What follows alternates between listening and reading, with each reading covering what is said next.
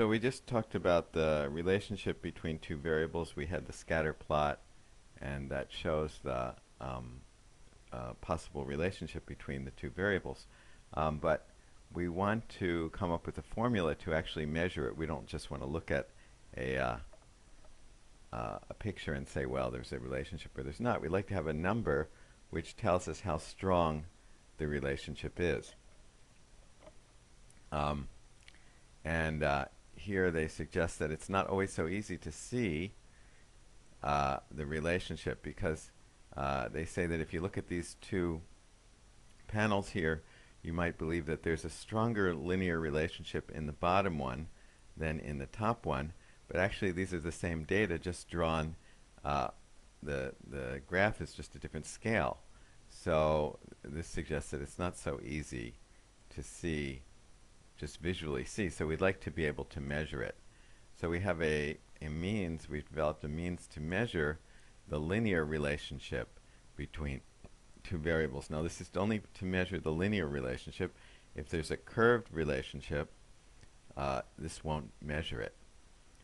Anyway, here's the formula. Now let's just examine some of the terms in it, or some of the pieces in it first. First of all, there's an x bar here. And that just means we're talking about the relationship between two variables. Let's call the first one x and the second one y.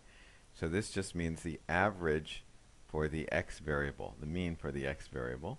And y sub bar means the mean for the y variable. And then we also have here s sub x, and we also have s sub y. And s sub x means the standard deviation of the x variable.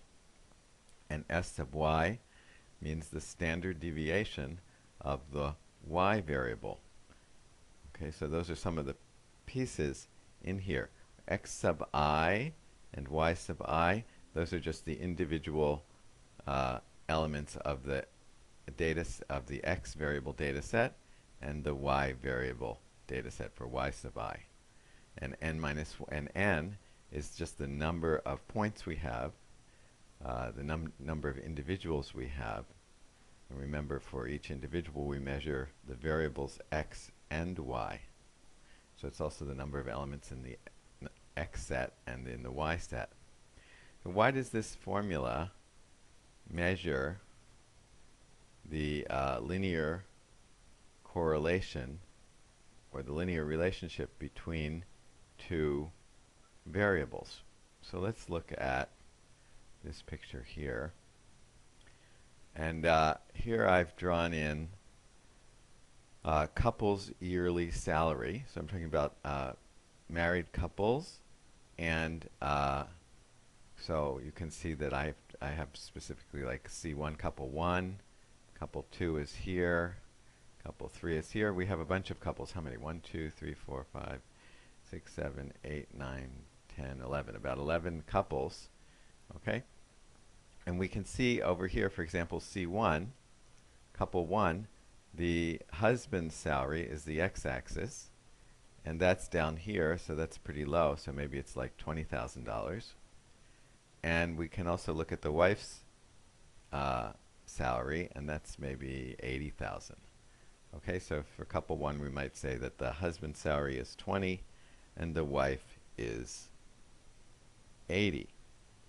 And over here, say for C3, the husband's salary is maybe 180, and the wife's salary is maybe 180 or 190. Okay? So that's what these points stand for. So each point is a couple. And looking at this data, there seems to be some linear relationship. That is, as I move to the right, the points tend to move up, to go up, right? So that means what? That as the husband's salary increases, as husband's salaries increase, it seems like, or we also expect that the wife's salary will increase according to this picture. Okay? So then I've also drawn in some dashed lines there. They're supposed to be green, but you can't really tell that it's green. but some dashed lines here. There's a vertical dashed line and a horizontal dashed line. And the the vertical dashed line is drawn at 100,000. And what I'm suggesting is that if you take the x values for every one of these couples, that is, if you take the husband's salaries for each of the couples, and you average those, so you can see that you have an x value here, as we is about what is that, about 40,000, and the first one, C1, we said was about 20,000, and maybe this one is 60,000, and so on. If we take each of those x coordinates of each of these points and average them, we might get the average might fall somewhere around where this vertical line is. That is, it might be about $100,000. Okay? And then we can do the same thing for the wife's salaries. We can take the y coordinates of each of these points and average those, and that might fall somewhere around $90,000, and so I drew a y bar at about 90,000. Okay, so that's x bar and y bar. Now, if a point is up here, like in the same quadrant where C3 is, then if we consider this, not that, if we consider this formula, we're taking, and let's just ignore the s sub x and the s sub y. So just throw those out, okay? So let's just consider a formula that doesn't have those, but we have x sub I minus x bar and y sub I minus y bar. So, all right, again, so if we so let's consider x sub I minus x bar. So if we take a point here in this quadrant here, like the point C3, if we take the x coordinate of C3 minus x bar, well, x bar is over here, and the x coordinate of C3 is over here. Maybe it's 180,000, and x bar is 100,000. So that's going to be what? 180 minus 100. So it's going to be about 80,000. In any case, it's going to be positive. And if I take, for the same point, C3, if I take, what was the other part of the formula? Y sub I minus y bar. If I do the same thing, if I take the y coordinate of this point and subtract y bar, this point is above y bar, so it's higher than y bar, so it's also going to give you a positive result. And that's true basically of every point in this quadrant, right? Because when you take this point, it's greater than the x coordinate of this point is greater than x bar, and the y coordinate of this point is greater than y bar. So this is also going to give you a positive contribution. I'm sorry. So both the x and the y differences in here are going to be positive. So if this is positive, and this is positive, whoops, can't do that, and this is positive, positive times positive is positive. So what we're saying is that for every point in this quadrant, you're going to get a positive contribution in that sum.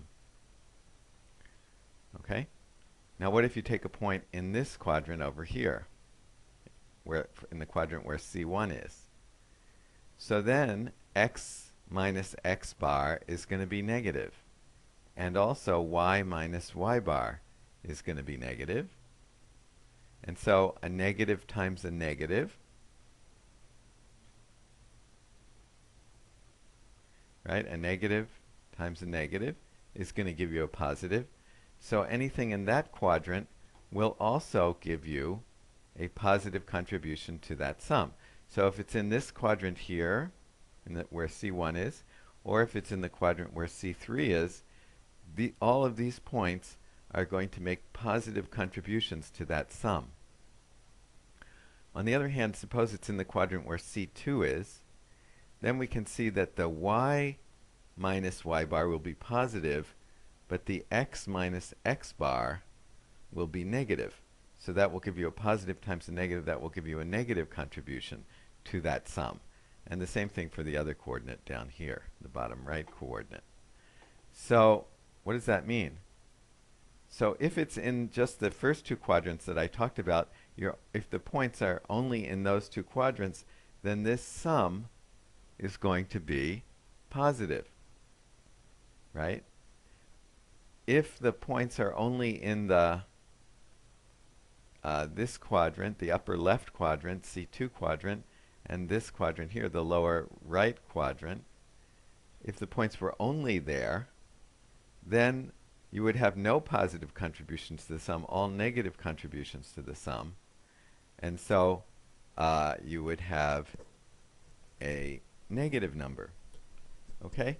So that's how the correlation works. If the correlation is positive, it means you have mostly points in this quadrant and in this quadrant, in the C1 and C3 quadrants. If the correlation is negative, then you have mostly contributions in the C2 and, I'm sorry, in this quadrant here where C2 is, and in this quadrant, the lower right quadrant. Okay? So that's how the correlation works. Okay, then we divide by S sub x, the standard deviation of x, and the standard deviation of y. That's basically to get rid of the effect of using different units. If you change the units, you would change, if you didn't have S sub x in the bottom and S sub y in the bottom, you would change the size of the correlation. But we don't want, for example, suppose we're looking at the correlation between the price of bread and something else. And then if we measure the price of bread in dollars, or if we measure it in pennies, we don't want to say the correlation will be different. We want the correlation to just express their relationship, not be concerned with the fact that we just measured it with different units. And when you put in S sub x and S sub y, you can do that. And also, you can accomplish that. And also, by putting in S sub x and S sub y in the denominator, you force this r to always be between -1 and 1. So it never gets bigger than 1, never gets less than -1. So a perfect correlation will be 1 or -1. If it's 1, it means it's going, as you move from left to right, it's going up. And if it's -1, it means as you move from left to right, it's going down. Okay, so we saw these pictures.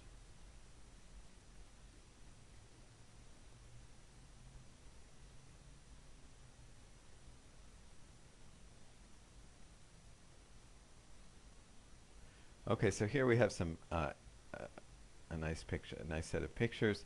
So here, for example, this one here, correlation of r equals -0.99. So you can see that these dots have a very strong linear relationship, although it's negative, but it's still very strong. So it's very close to -1.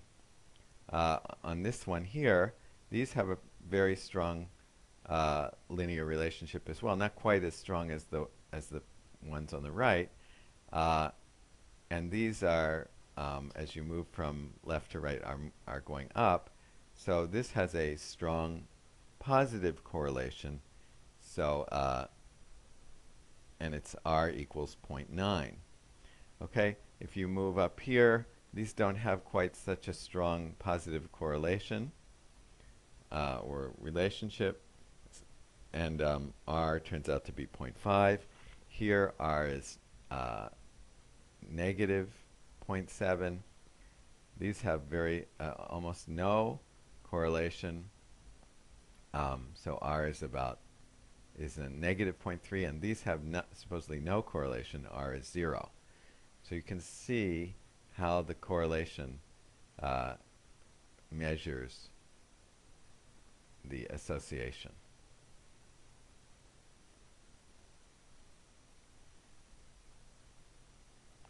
Now, it does not measure a let's see, do they have a picture?